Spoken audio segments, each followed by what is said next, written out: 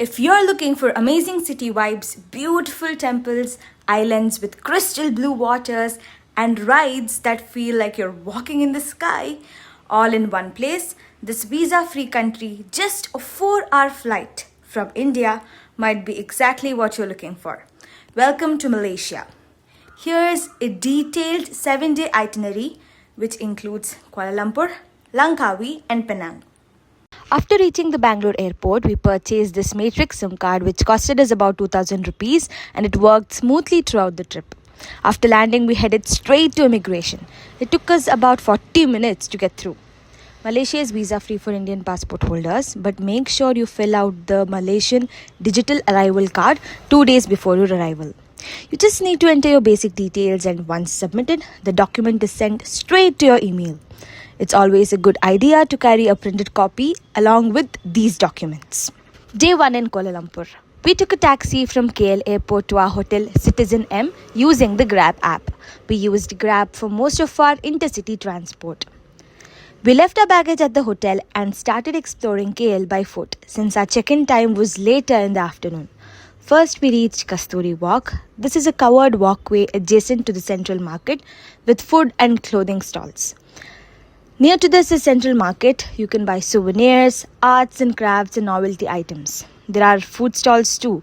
We had our breakfast here in the Ganga, serving vegetarian food. We walked beside the River of Life, which is stunning during the evenings. There are also building paintings here. Then we reached the Merdeka Square. It was here that the Malaysian flag was raised for the very first time. Here you can find the I Love KL statue. Adjacent to this is the Sultan Abdul Samad building. This is right next to the Merdeka Square. Unfortunately, this building was under renovation while we were there. These places will take about 2 to 3 hours to explore. Then in the afternoon, we were back at our hotel, Citizen M, in Bukit Bintang to rest and freshen up. In the evening, we headed to the iconic Petronas Tower for a guided tour. We had booked this tour 1 month in advance via their official website as there are very limited slots. They took us on a tour of the SkyBridge at level 41 and the Sky Deck at level 86 where we captured this iconic shot. To end the evening, we got subway at Suria KLCC Mall and enjoyed the Lake Symphony Sound and Light Show and grabbed a taxi back to our hotel. Day 2 in Kuala Lumpur. After starting the day with a wholesome breakfast, we took a grab to KL Central. Here at the KTM Commuter Gate, we bought 2 tickets to Batu Caves. First, we saw the Hanuman statue and explored the Ramayana caves. Then we climbed the 272 rainbow-colored steps to reach the Murugan temple. The Murugan statue was under renovation. Later, we bought 2 tickets back to KL Central. And at KL Central, we purchased 2 KLIA express tickets for our airport trip the next day. For lunch, we walked the streets of Little India and ate a South Indian meal at MTR. Then we took a grab to the Thean Hou Temple, a spectacular 6-tiered Chinese temple. Next up was the KL Tower, which is one of the world's tallest telecommunication towers. After this, we walked through the streets of KL to reach Bukit Bintang. Bukit Bintang is KL's premier shopping, entertainment and fashion spot. Then we went to our cousin's place and this is the stunning cityscape from their apartment. For dinner, they took us to a vegan Japanese place, Towzien. To end the day, we went to a nearby mall and walked through the peddling street and Chinatown. On the 3rd day, we had a flight from KL airport to Langkawi Island.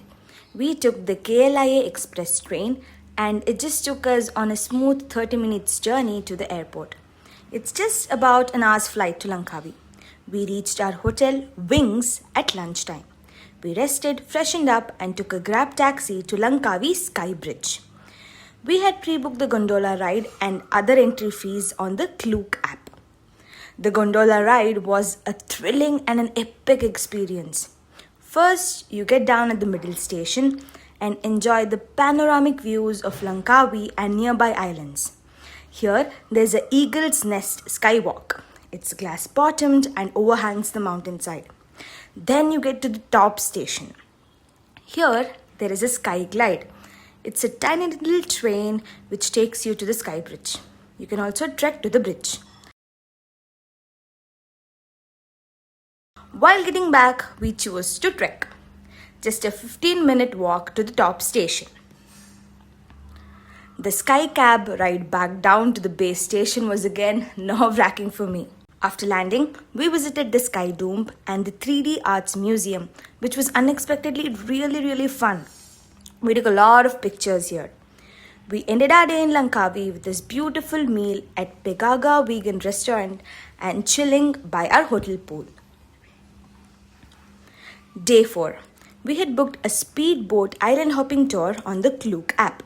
You just have to get to the designated place on time and they'll take it from there. First stop is this amazing freshwater lake where you can swim around for a while. Next, it was time to feed the eagles. After that, we hopped to the next beach right after feeding some fish. You can spend ample time here playing on the swings and eating snacks. Restrooms are available too. We were then dropped back. Our next stop was Underwater World, Langkawi.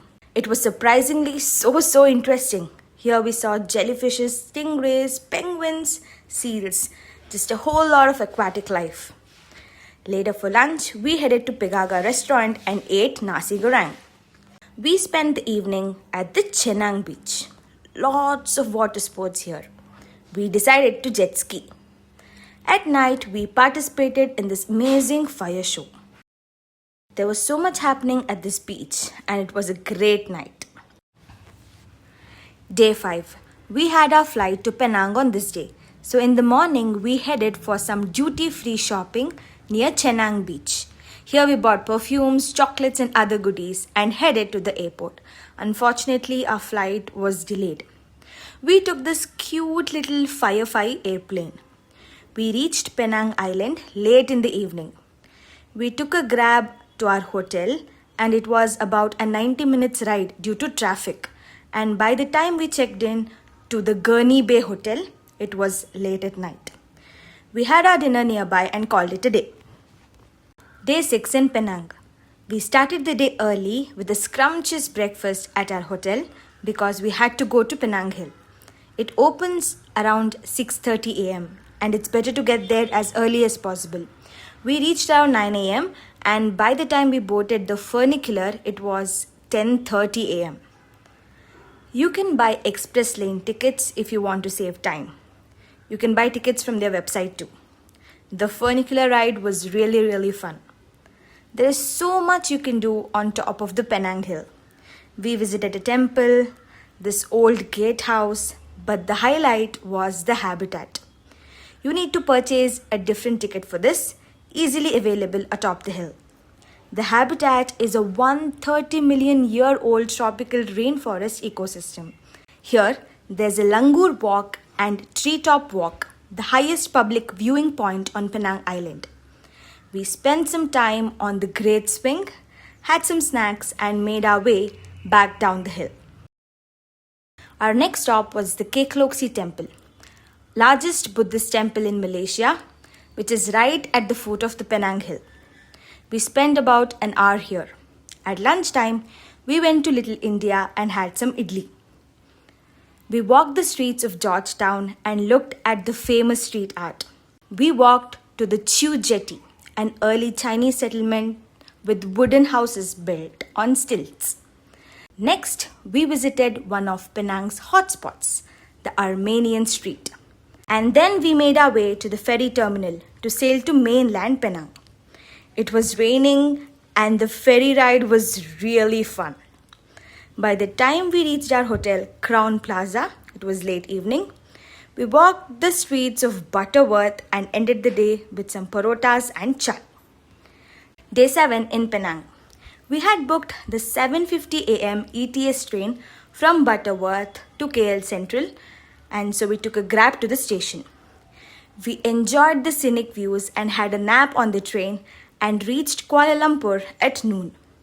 We ate at MTR Little India and bought some goodies at Petaling Street. We were able to try the durian fruit, saw some street art nearby, and headed to one of the most luxurious malls, Exchange TRX. Then we took a rainy grab ride back to the airport to catch our night flight back to Namma Bengaluru. Here's how much we spent on the Malaysia trip. So the international flights for the two of us was 31,000 rupees. Domestic flight from Kuala Lumpur Langkawi 6,900. Langkawi to Penang 4,435. Penang to KL, the ETS train that we took costed about 2,100. Then journey to the airport, which we used KL Express on the second day. It was 2,500. Then we had to take some extra baggage because we bought a lot of stuff. So it was 3,300. And the fly bus that we took from Mysore to Bangalore and Bangalore to back was around 4,000 rupees. Then coming to the hotels, Citizen M Kuala Lumpur we stayed for 2 nights, 9,000. Wings Langkawi we stayed here for 3 nights, so it was about 11,000. Gurney Bay Penang Island 1 night, and Crown Plaza just for a night. So the total hotel's cost was 32,000 rupees. Then from Mysore we had bought some cash. It was around 18,000 rupees. And then we spent on shopping, food, local transport, that is Grab, etc. We spent it on the Scapia credit card. So that was about 48,000 rupees. Then we also booked the Langkawi tour, which is the Gondola ride and the Speedboat tour for 8,000. Then we took a Matrix SIM card, which costed us about 2,000. So flights, international transport, domestic transport was 54,000. Hotels and stay 32,000. Tours and activities 10,000. And cash and card spends, which includes food, taxi, etc., it was around 66,000. So for the two of us, for 7 nights, we spent a grand total of around 1 lakh